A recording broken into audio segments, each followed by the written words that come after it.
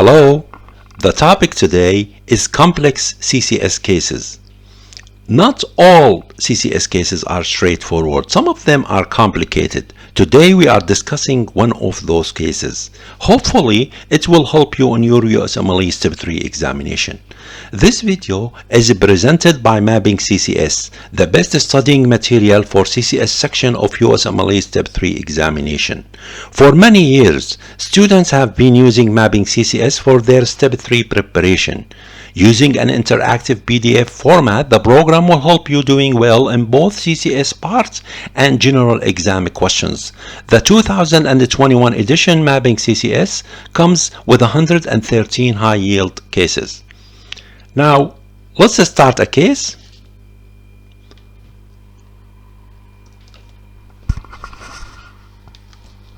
So we hit the Start Case button located here.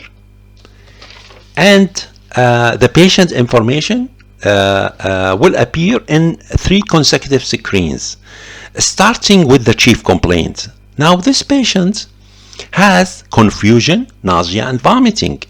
The differential diagnosis here is broad. It includes CNS infections such as meningitis, encephalitis, CNS bleeding from head trauma, stroke, seizure, alcohol withdrawal.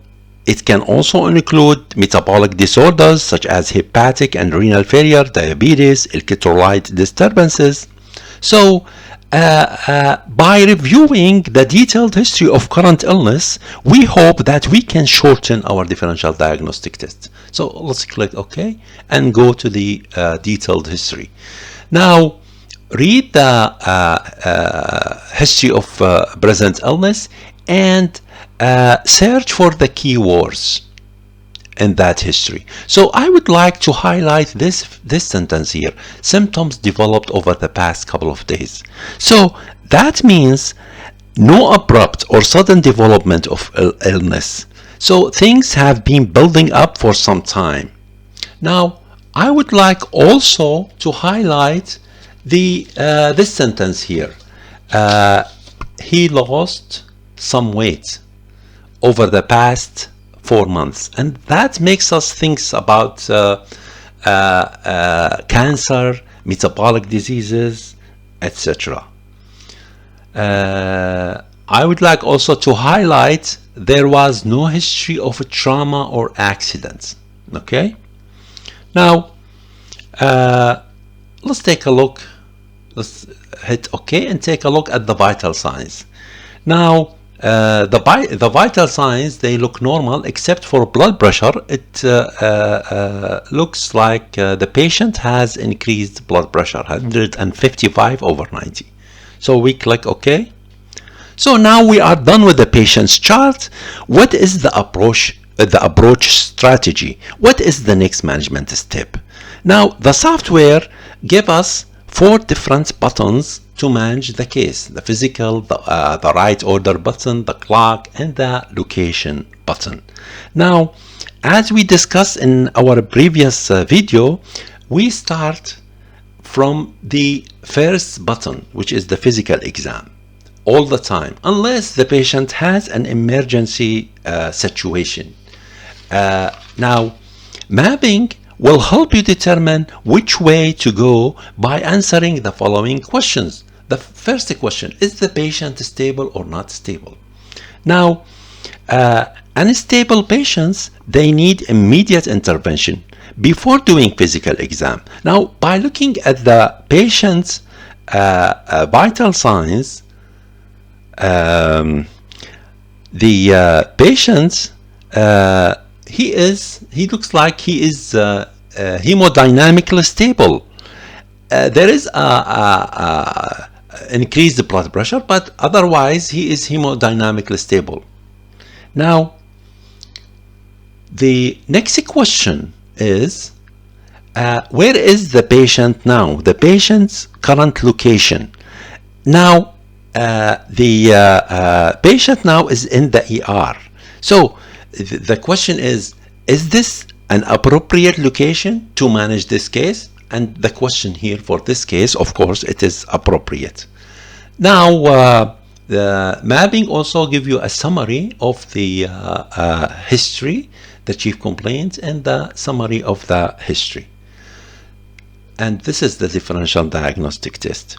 Now, the so far the patient is stable. The patient has no life-threatening situation that require immediate intervention or immediate emergency order. So I'm gonna proceed with physical examination. So we click OK.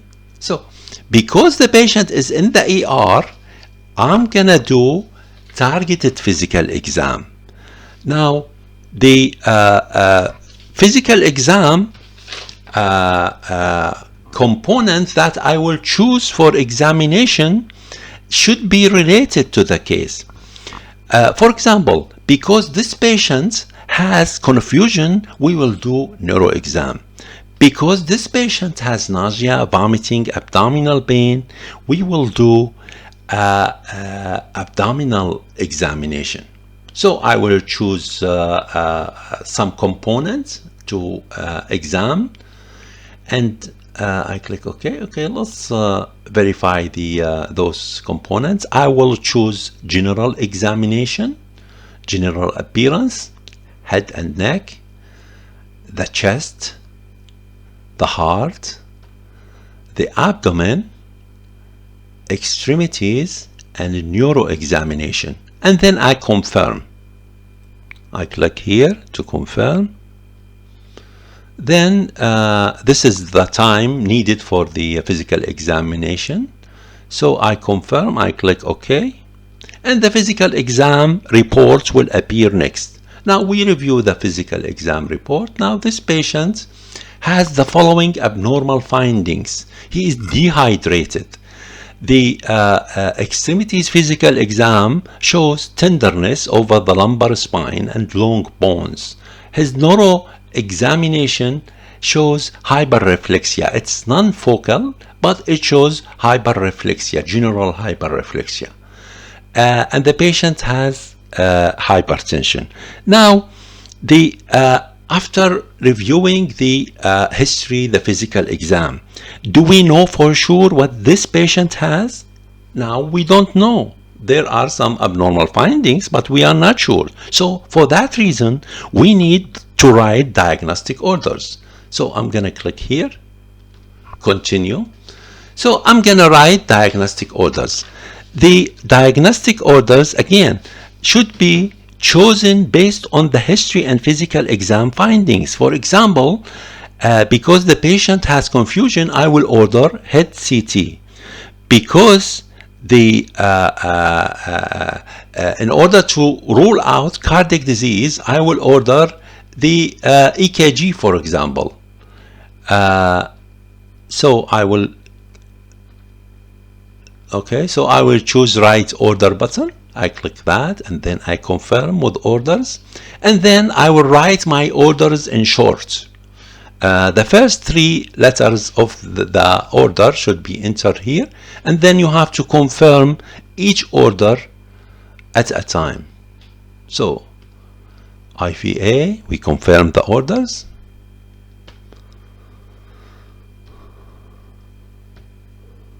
One by one, EKG, normal saline,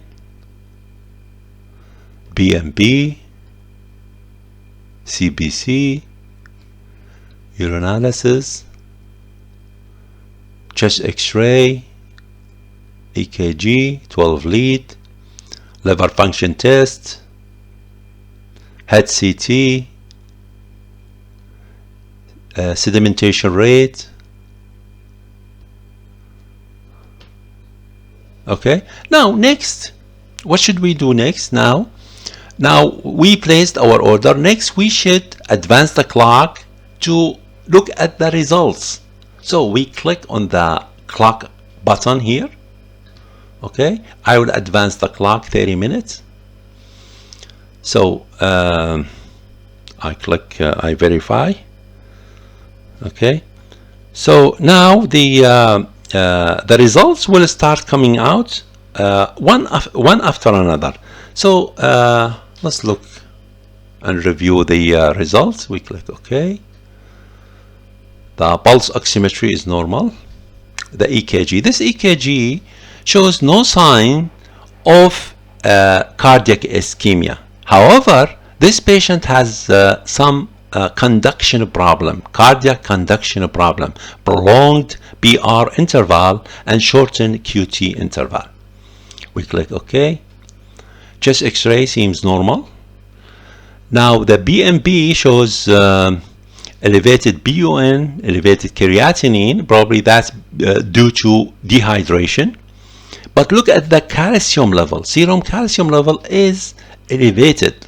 It's 14.2. And the normal range between 8.4 and 10.2. So let's click OK. Now the CBC shows anemia, and the peripheral blood smear shows normocytic erythrocytes.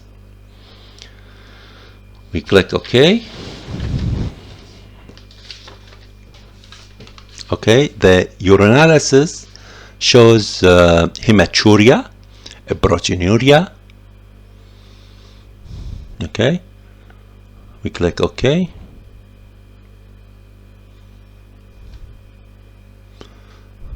Okay, the head CT is normal.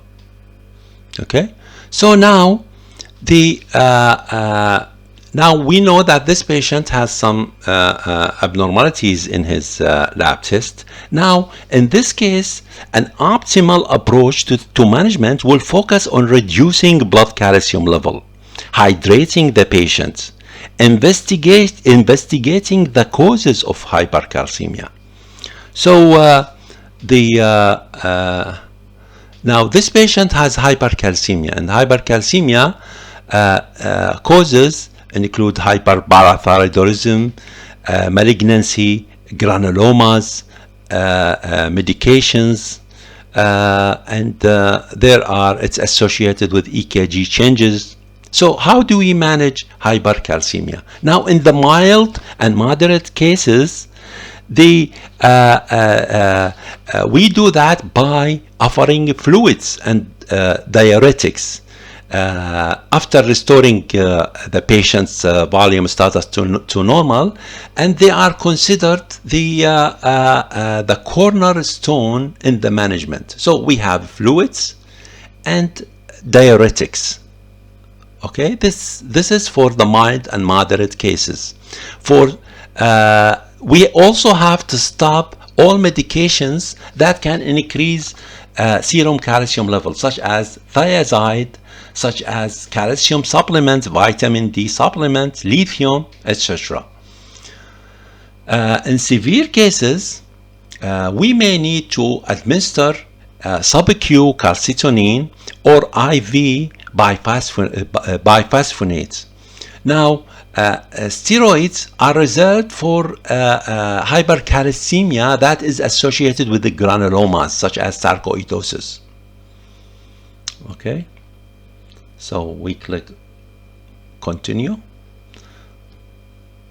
Now, this patient has a high blood calcium level, so we can classify hypercalcemia into 3 different levels: mild, moderate, and severe.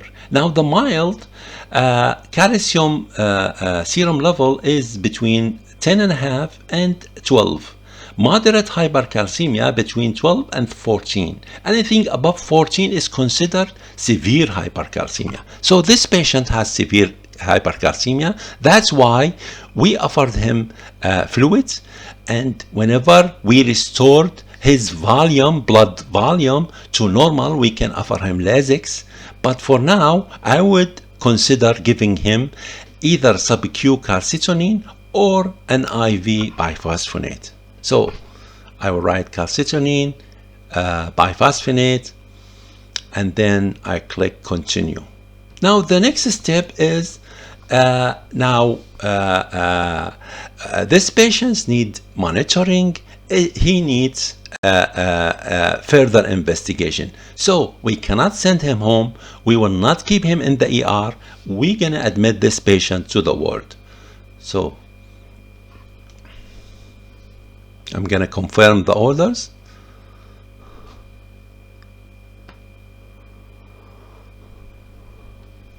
And then I change location.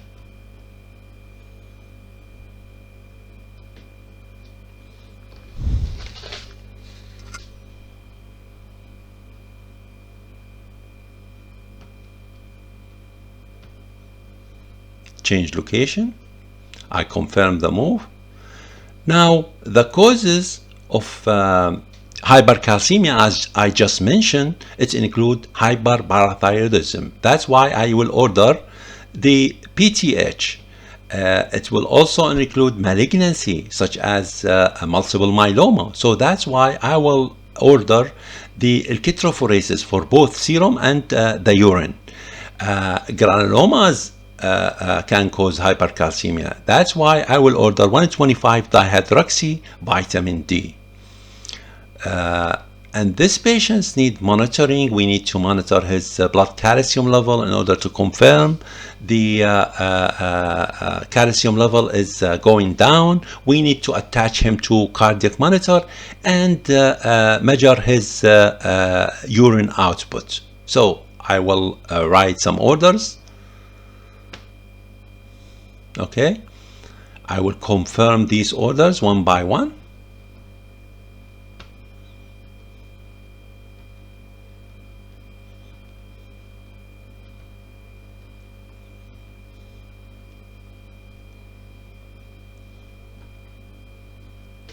And next I will advance the clock to look at the results. Okay, now the results shows the sedimentation rate is elevated. The liver function test shows low serum albumin and high serum protein, the total protein serum. So I click OK. Now what's next for this patient? I need to check on this patient. The patient came in with confusion. We offered him fluids, we offered him some medications. Okay, I need to check on the status. Was there any improvement? So I click on the physical exam button. So from there, I will choose the interval follow-up. Then I will confirm. Okay, that will okay, the interval follow-up, there is an update. The patient is feeling little better. He is less confused. So this is a positive sign. That gave us some confidence. We click OK. Now, what's next for this patient? So I will advance the clock. I will keep monitoring the BMB, the cardiac monitor. I will offer Lasix whenever we restore the hydration of the patients. So when the patient is well hydrated, we start offering the Lasix. So I click continue. I will confirm the orders. Then I will advance the clock to check the results. Okay. Now the results shows normal PTH, normal vitamin D, but the electrophoresis, it shows the M spike along with very high beta globulins and the serum electrophoresis, and the urine electrophoresis there was Benz-Jones protein. So that's typical for multiple myeloma. I need to confirm that the multiple myeloma by doing bone marrow biopsy. So I click OK. And this patient also need consultation from the oncology hematology. We can also do skeletal survey. We click continue to verify the orders.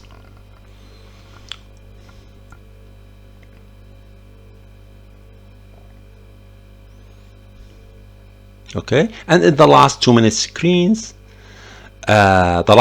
screen, we need to finalize our orders if there are any, and write screening orders that are appropriate to the patients, and then at the end the final diagnosis, which is multiple myeloma. Thank you for watching.